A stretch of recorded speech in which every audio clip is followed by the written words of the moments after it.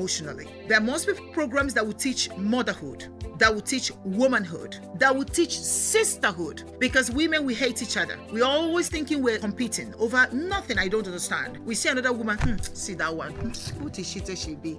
What is all that? That's because we lack that spirit of sisterhood. We can't just look at each other and love each other. I saw you and I was like appreciating your smile. And you say you want my legs. I say, madam, if you want my legs, you know what me I want to, so that we'll balance.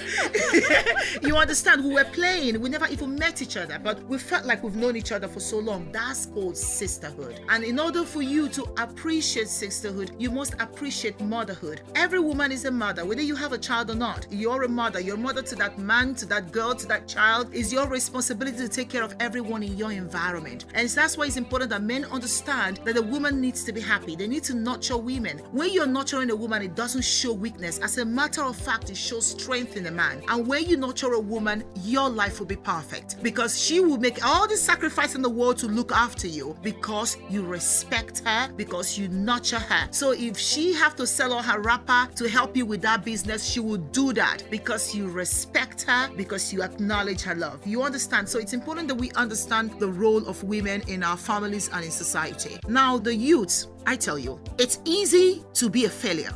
Failure, it's not that you failed. I want people to be clear about this. Because you failed your exams, or because you failed at work, or because you were rejected, or because you didn't do the things right and you make all this mistake, it doesn't mean that you're a failure. Let me tell you what failure means. Failure is when you dwell on failure. When you wallow in failure, that is failure. Failure is not failing, but wallowing in failure. So people need to understand that when we use the word failure, it's not that because you made a mistake. Actually, those mistakes, those rejections, those disappointments, they are elements of your growth.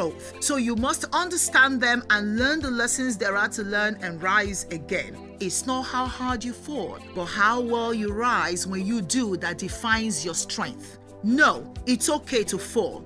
It's okay to make a mistake. It's okay to get disappointment. It's okay to be rejected. But it's not okay to wallow in them and hate yourself and say, I'm not good enough. No, these are the things that the youths in Nigeria have. When I go to speak in seminar, do you know that these kids are afraid to ask me questions? They want to come close to me and ask me. I said, no, ask me from where you are. It's okay. No, auntie, can I come? Okay, come. Auntie, if I ask you from there, they're going to laugh at me. They're going to laugh at my English. What? They're going to use my problems and laugh at me. No, love. We have to stop doing that. This is a very judgmental society. We're very harsh the way we judge people. It is wrong. The child makes a mistake with the English language. It's fine. That's how you grow. Nobody was born talking. We learn to walk. We learn to talk. We learn to run. We learn to do everything. So you learn to speak better English. When a child is wrong, don't condemn the child. Just correct the child. Mistakes are for learning. What's the meaning of growth without mistakes and without a failure and without all the disappointments, right? What's the meaning of learning? What's the meaning of learning indeed?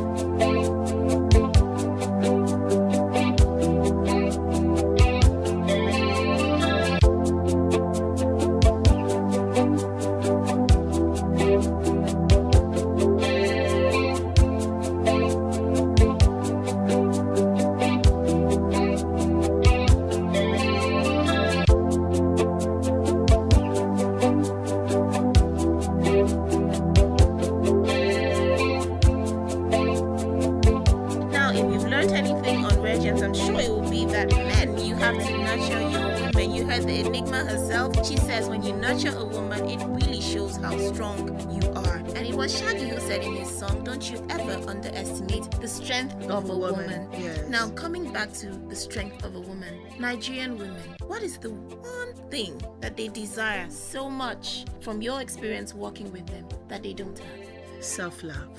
Nigerian women don't love themselves, because if you love yourself, you will not even dare to prostitute. You would take care of your body. You would develop yourself to add value to your environment and to society. Lots of Nigerian women have very strong low self-esteem. They think they have to sleep with everybody to be the big girl, or they think they have to buy the most expensive things, or they have to compete with the fellow girls and buy the in bag and the Brazilian hair and all of these. They have to wear the best shoes. They think they have to do all of that to be the big girl in society. No, I tell you, you don't have to do all of that. That's not why you're a big girl. You're a big girl because you can go out there and heal people. You're a big girl because you can go out there and make sure the environment is clean. You can go out there and add value to society. You can go out there and pick up broken children and look after them. You can go out there and do things that can actually bring progress to your environment. That's why you're a big girl. I don't think you're a big girl because you drive the big Mercedes, because you're wearing Brazilian hair, because you're wearing the most expensive shoes and all of that. I don't think there's anything wrong in wearing them. I wear them. I'm a model, but guess what? I work for them. I don't have to go to sleep with James and John and Peter to buy them. And where I don't have them, it's okay. The beauty, it's not what you're wearing, but your attitude, your personality.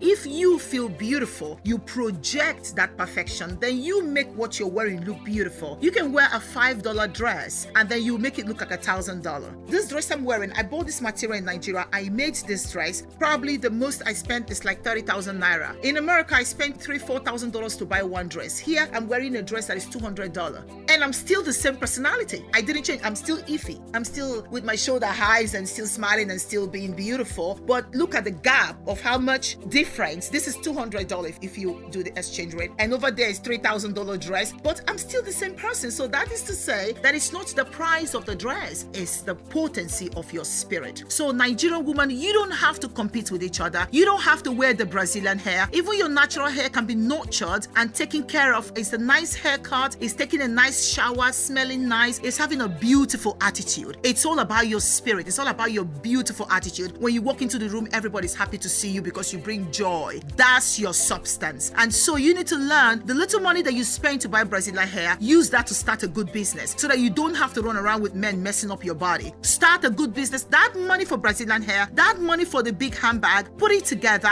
start a little business and grow it. That's what growth is all about. You don't have to have 1 million naira, 10 million naira to start a business. I started a jewelry business with 15,000 naira. That's $100. Yes, I did. Last year, I started a new business in Nigeria with 15,000 naira. So it's not about the amount of money. It's about you, your attitude, what you want to do, your focus, your persistence, your consistency, your need to grow and become somebody important. It's your attitude. It's your attitude and your decision to stay tuned to 92.9 Capital FM on Rare Gems. There's more.